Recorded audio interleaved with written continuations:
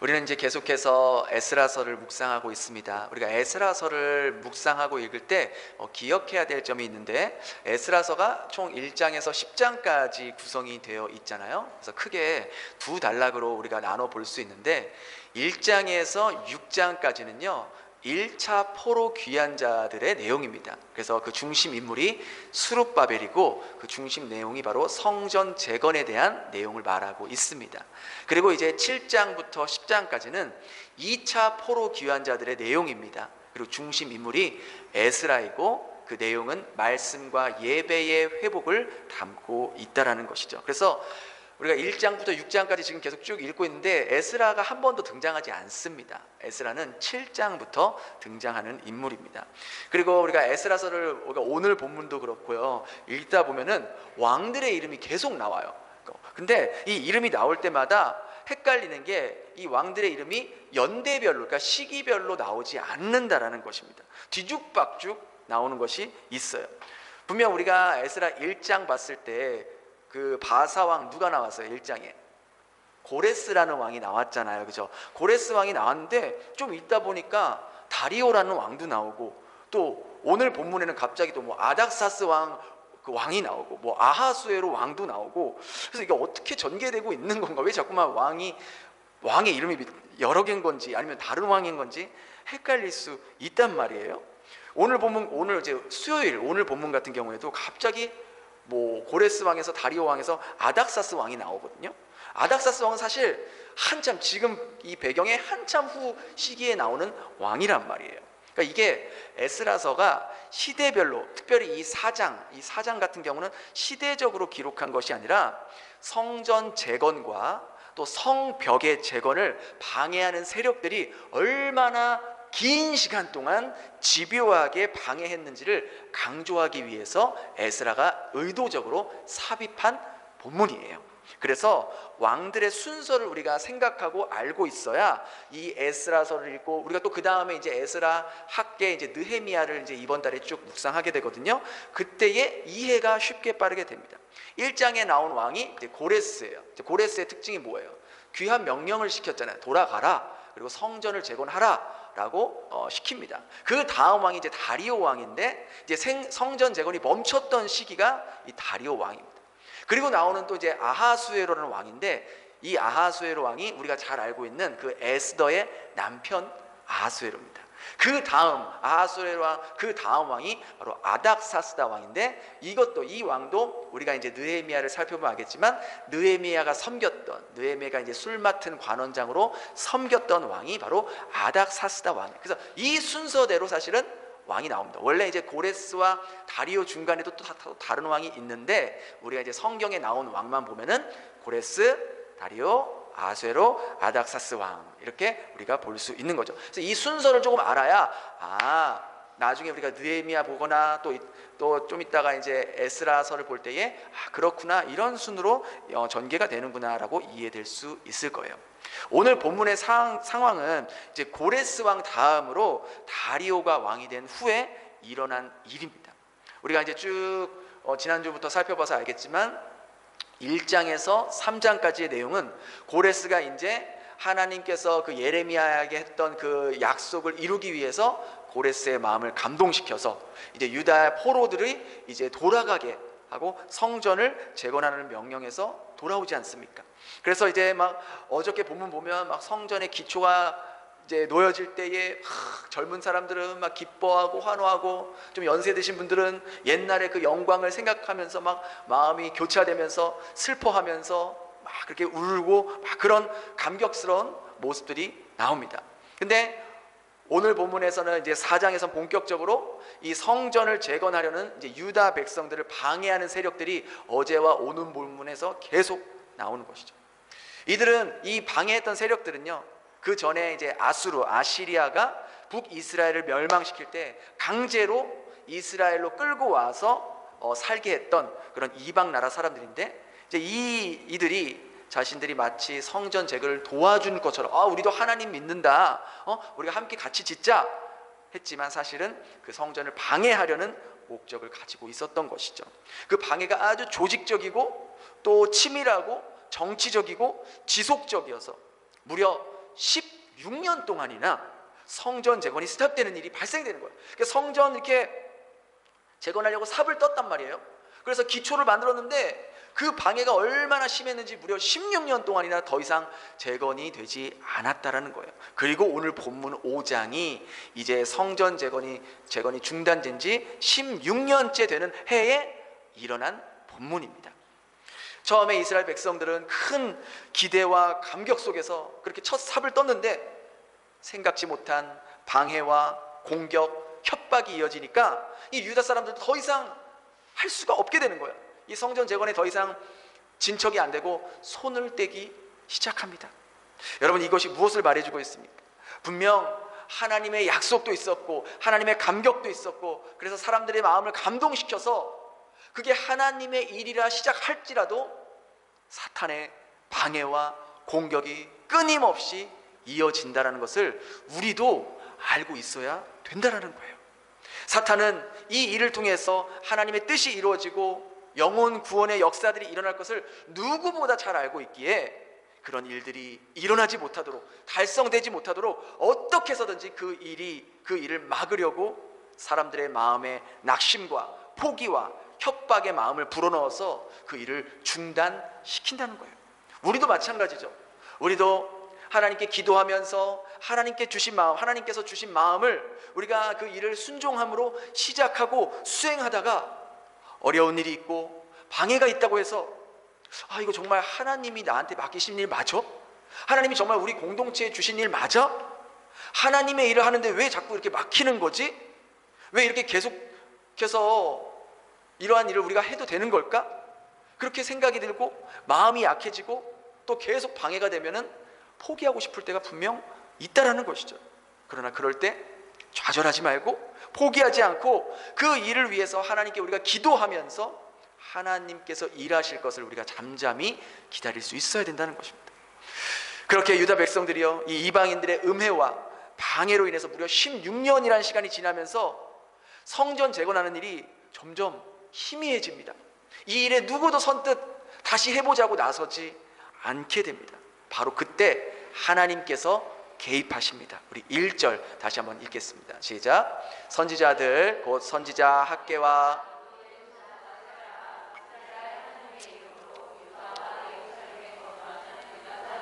예언하였더니, 하나님은 성전 재건의 마음이 떠나 있었던 이 유다 백성들과 지도자들에게 하나님의 선지자들 곧 학개와 스가랴를 보내면서 유다 백성들에게 말씀하셨어요. 우리가 이 에스라서에서는 나오지 않지만 학개서에 학개 선지자가 이렇게 이스라엘 백성들에게 이렇게 말합니다. 우리 학개상 1장 2절 같이 읽겠습니다. 시작. 만군의 여호와가 이같이 말하여 이르노라. 이 백성이 말하기를 여호와의 전을 건축할 시기가 이르지 아니하였다 하느니라. 하나님께서 유다 백성을 그 포로의 신분에서, 노예의 신분에서 이제 자유의 몸으로 다시 돌아오게 하셔서 이렇게 정착하면서 살게 하신 그 이유가 뭐예요? 고레스가 너희는 돌아가서 뭐 하라고 하면서 살으라 그랬어요? 왜 그들을 돌려보냈어요? 성전 재건하라고 돌려보낸 거예요. 너희들 잘 먹고 잘 살고 편하게 살라고 유다로 돌려보낸 게 아니라고요. 그런데 이들은 반대에 부딪히자 가장 중요한 이 성전 재건하는 일을 내려놓고 차일피일 미루고 그 미루는 기간이 무려 16년이나 되었다라는 거예요. 그렇게 오래 지났는데도 이 백성들이 여전히 마음에 지금은 여호와의 성전 재건할 시기가 아니야. 지금 계속해서 방해하고 있고 뭐 왕도 여기 있는 지도자들도 못하게 하는데 어떻게 해? 계속 이렇게 미루고 있었던 거예요. 자기들이 어떤 은혜로 어떻게 포로의 신분에서 이 자유의 몸으로 돌아오게 되었는지를 까맣게 잊어버리고 그저 지금 내 삶에 만족하면서 이 땅에서 먹고 사는 문제에만 집중하면서 살아가니까 하나님께서 이 선지자들을 보내서 꾸짖는 거예요. 뭐라고 꾸짖는지 아십니까? 우리 계속해서 학개서 1장 3절에서 5절까지 같이 읽겠습니다. 시작. 여호와의 말씀이 선지자 학개에게 임하여 이르시되 이 성전이 황폐하였거늘 너희가 이때에 판벽한 집에 오르냐? 그러므로 이제 만군의 여호와가 이같이 말하노니 너희는 너희의 행위를 살필지니라. 아멘. 지금 성전은 16년 동안이나 방치돼서 황폐해졌는데 너희는 이 판벽한 집에 살고 있는 것이 옳으냐? 판벽한 집이란 그 당시 나무 판자를 댄 집 혹은 지붕이 덮여진 집을 의미합니다. 이 말은 자기 집을 화려하게 꾸민 집이라는 의미예요. 오늘날로 말하면 집안 내부를 싹 인테리어를 깨끗하게 최신식으로 꾸며놓고 좋은 가구와 좋은 최신식 가전제품을 드러났다라는 그런 의미입니다. 그런 유다 백성들을 향해서 하나님의 성전은 이렇게 초라하게 방치하고 황폐하게 놔두면서 너희들 집은 최고급으로 꾸미고 좋은 가구들 사들이고 하나님의 집을 이렇게 방치해두는 게 옳으냐라고 반문하십니다. 그러면서 너희는 너희의 행위를 살필지라 말씀합니다. 그렇게 사는 것이 하나님 보시기에 옳은 모습인지 스스로 판단해보라 라고 책망하십니다. 하나님께서 정말 그야말로 팩폭을 날리시는 거죠. 하나님은 종종 우리들에게 돌려서 말씀하시고 또 우리의 눈높이에, 믿음이 약한 우리들의 눈높이에 맞춰서 부드럽게 말씀하실 때도 있지만 아무리 이야기해도 못 알아먹을 때는 아주 콕 집어서 팩폭을 날리시는 거예요. 네가 그렇게 사는 게 맞냐? 내가 너에게 그렇게 은혜를 부어주어서 지금 이렇게 자유의 몸으로 살게 해주었는데 네가 그렇게 살고 있는 게 맞느냐? 말씀하세요. 하나님의 그 충격 요법에 지도자였던 스룹바벨과 예수아가요 정신이 번쩍 듭니다. 우리 에스라 5장 2절 함께 읽겠습니다. 시작. 이에 스알디엘의 아들 스룹바벨과 일어나 예루살렘에 있던 하나님의 성전을 다시 건축하기 시작하매 하나님의 선지자들이 함께 있어 그들을 돕더니, 그렇게 학개와 스가랴를 통해서 하나님의 말씀을 들은 그 스룹바벨과 예수아 또 지도자들이 정신을 차리고 다시 회개하면서 자신들이 여기에 왜 왔는지 그 마음을 다시 회복하게 됩니다. 하나님의 은혜로 다시 이렇게 돌아왔는데 하나님께서 분명 성전 재건하라고 가장 힘쓰라고 말씀하셨는데 우리가 하나님 앞에 범죄했구나. 내 인생, 내 가족, 우리 가정 잘 먹고 잘 사는 문제에만 정신이 팔려 살았구나. 그렇게 깨닫고 다시 정신을 차리기 시작합니다. 바로 그 단어가 일어나라는 단어입니다. 일어난다는 것은 우리가 그냥 앉아있다가 일어나는 것, 누워있다가 일어나는 것, 그런 것이 아니라 그 마음에 다시 하나님 말씀에 순종하겠다라는 그 결심을 나타내는 단어가 일어났다라는 단어입니다. 그리고 16년 동안 멈춰 있었던 성전 건축이 다시 진행되기 시작합니다. 하지만 여전히 성전 재건을 방해하는 세력들이 있었다는 거예요. 우리 3절 같이 읽겠습니다. 시작. 그때에 유브라데강 강 건너편 총독 다뜨네와 스달보스네와 그의 동관들이 다 나와 그들에게 이르되 누가 너희에게 명령하여 이 성전을 건축하고 이 성곽을 마치게 하였느냐?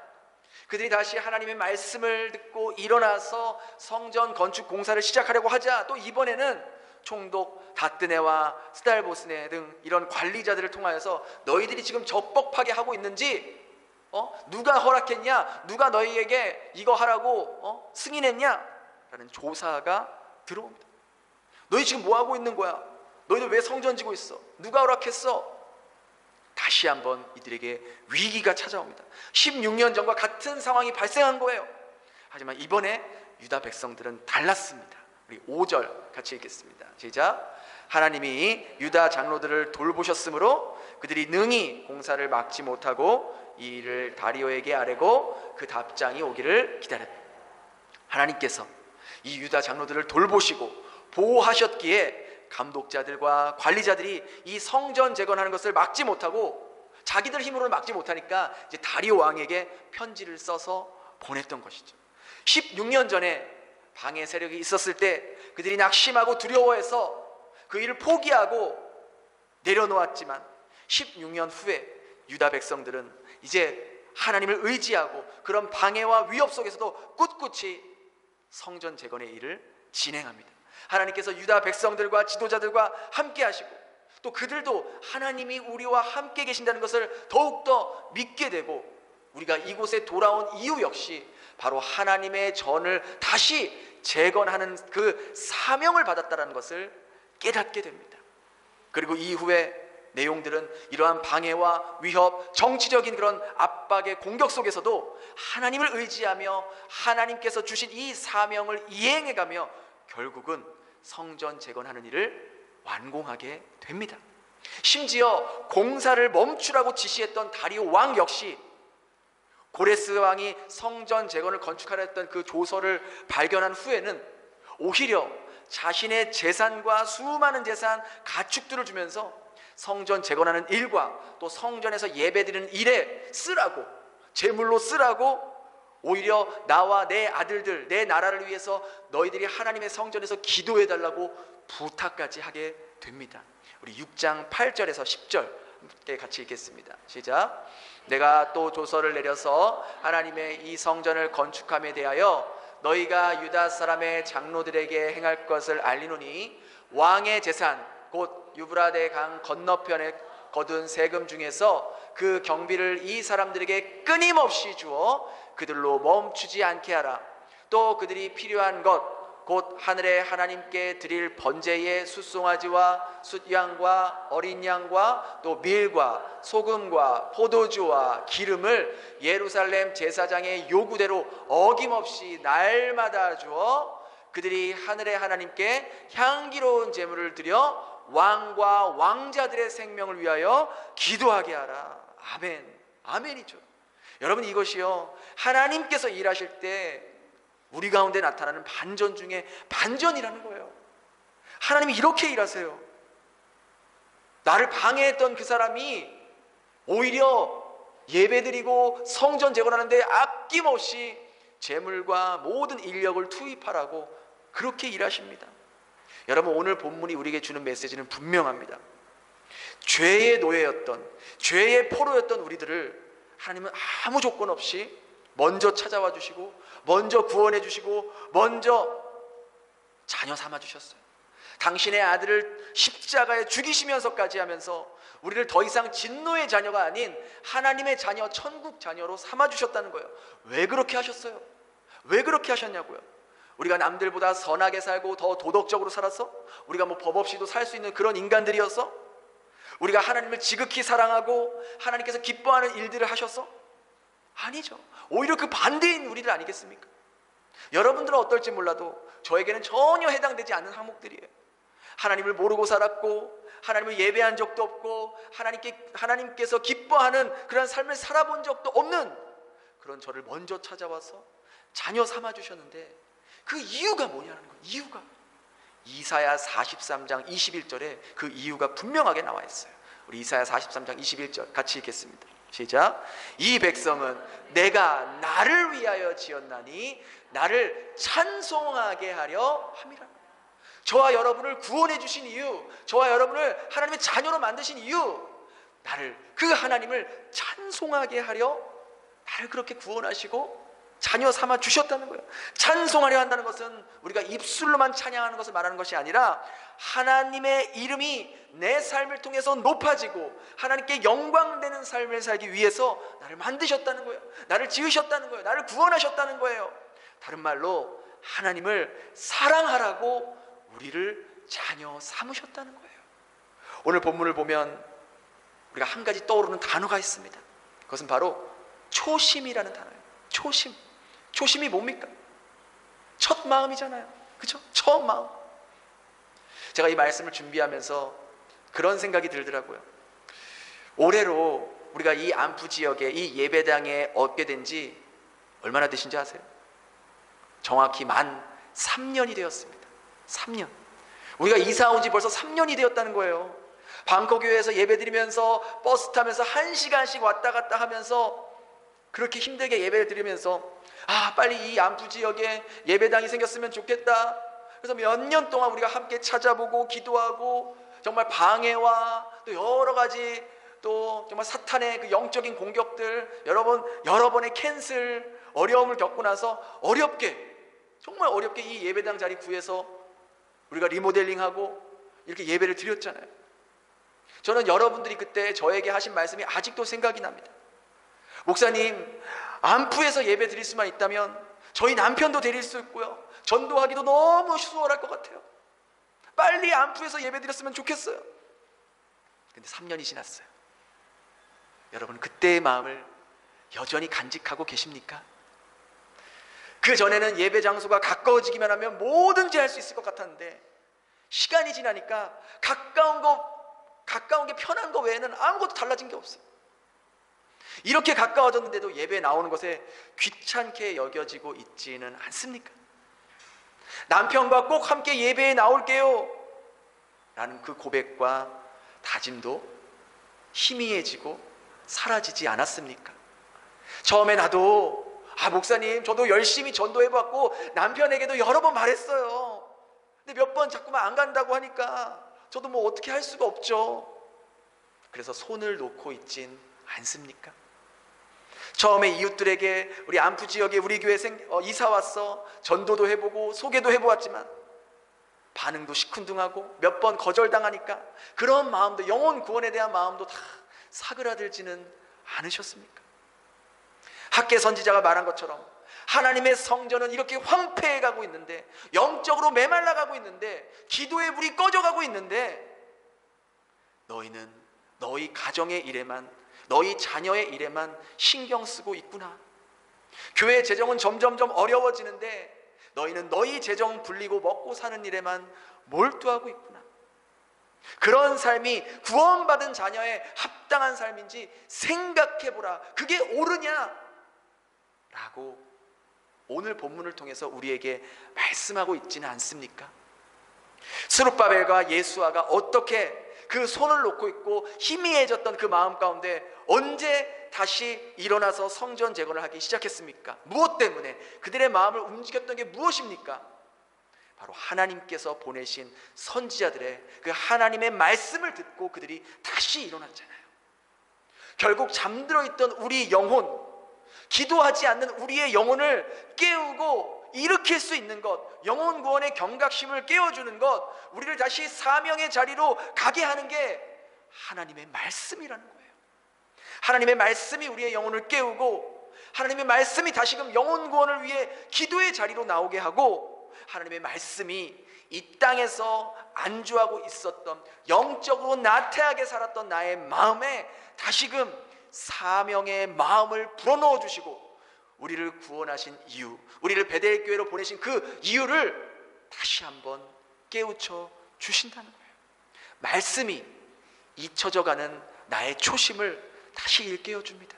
말씀이 나에게 다시금 일어날 힘을 불어넣어 주고, 나를 기도의 자리로, 예배의 자리로, 전도의 자리로, 섬김의 자리로, 사명의 자리로 이끌어가게 된다라는 거예요. 말씀이 나와 가까이 있을 때 내 삶에 고난이 찾아오고 어려움이 찾아와도 그것을 믿음이라는 관점으로 해석하고 바라보게 되는데, 말씀이 없으니까 내 삶에 어려움이 찾아오고 고난이 찾아오면 그냥 그 일은 나를 힘들게 하는 것, 나를 지치게 하는 것, 내 인생을 불행하게 하는 것으로밖에 보지 못한다라는 것이죠. 유다의 지도자들과 백성들은요, 하나님의 말씀을 듣고 다시 일어나서 성전을 재건하기 시작했고, 그 결과 하나님께서 그들과 함께 하셔서 그 일을 반대했던 다리오의 왕 마음도 주님께서 만져주시고 오히려 성전 재건하는데 가장 큰 조력자가 되었다는 거예요. 오늘 예배를 통해서 이 말씀이 그저 그 옛날에 스룹바벨과 예수아와 이스라엘 백성들에게만 했던 말이 아니라 오늘 이 시간 나에게 하시는 말씀으로 여러분들이 믿고 받아들인다면, 하나님은 분명 여러분 마음 가운데 사그러져 갔던 그 섬김의 마음, 기도의 마음, 사명의 마음, 영혼 구원의 마음, 주님을 향한 그 사랑의 마음을 다시 일어나게 해주실 줄 믿습니다. 그리고 내가 생각지도 못한 사람이 그 일을 함께 하겠다고, 도와주겠다고 하나님께서 동역자들도 보내주실 것입니다. 그렇게 순종하는 여러분들을 통해서 정말 여러분들은 생각지 못했던 그런 일들을 계획하고 이뤄가시는 그 전능하신 하나님의 손을 여러분이 직접 목도하게 될 것입니다. 다시 한번 오늘 우리가 하나님의 말씀을 의지하여 우리를 구원하시고 우리를 자녀 삼아주시고 이 땅에 보내신 이유가 바로 이 땅에서 흩어져 있는 잃어버린 영혼들을 주님께 인도하기 위해, 또한 상처받고 시험 들어서 교회와 주님과 멀어진 그 영혼들을 다시 주님께로 돌아오게 하기 위해 이 공동체라는, 이 베델교회라는 주님의 몸으로 불러주시고 함께 세워가기 위함이라는 것을 잊지 않으며 살아갈 수 있는 저와 여러분 될 수 있기를 예수님 이름으로 축원합니다. 우리 말씀을 기억하면서 함께 기도했으면 좋겠습니다. 여호와의 전은 황폐해 가는데 너희들이 판벽한 집에서 살아가는 것이 옳으냐? 너희 스스로 생각해 보아라. 하나님의 집에는 기도의 불이 꺼져가고 있고 영혼 구원의 마음이 사그러져 가고 있고 교회는 점점 어려워지고 있는데 너희가 그렇게 손을 놓고 살아가는 것이 정말 옳은 거냐? 그 주님의 그 책망과 또 사랑이 섞인 그 안타까운 그 말씀에 우리가 이 시간 반응했으면 좋겠습니다. 나도 한때는 정말 기도에 내 마음을 쏟아 놓았고 또 내 남편, 내 가족, 내 이웃들을 위해서 정말 그들을 위해서 매일매일 그들의 이름을 불러가며 기도하면서 그렇게 구원의 마음, 영혼 구원의 마음을 불태웠는데 어느 순간 기도의 응답도 없고 반응도 없고 자꾸만 방해가 생기고 하다 보니까 우리의 마음이, 우리의 손이, 기도의 손이, 섬김의 손이 놓쳐지고 있지는 않는지 돌아볼 수 있었으면 좋겠습니다. 그저 우리의 먹고 사는 문제에만 빠져서 그 일에만 집중하면서 하나님의 전에는 점점 구원받아야 할 영혼들이 사라지고 있고 회복돼야 될 영혼들이 떠나고 있는데 나는 그저 내 인생에만 몰두하고 있는 그러한 삶의 모습이 구원받은 자녀의 삶의 모습으로 옳은지 우리가 이 시간 깊이 돌아보면서 회개하면서 주님 앞에 다시 한번 이 말씀이 내 마음 가운데 사그라져 갔던, 꺼져갔던 기도의 마음과 주님을 사랑했던 마음과 주님께 헌신하고자 했던 그 결심과 그 초심이, 그 첫사랑의 마음이 다시 한번 회복될 수 있게 해달라고 우리 함께 같이 기도하도록 하겠습니다. 함께 기도합니다. 하나님, 그렇습니다. 오늘 말씀을 통해서 저희들이 잠자고 있었고 나태했던 영적인 모습을 깨우쳐 주시니 감사합니다. 이 성전이 황폐하였거늘 너희가 이때에 판벽한 집에 거주하는 것이 옳으냐? 너희는 너희의 행위를 살필지니라. 주여, 저희들이 그렇게 살았습니다.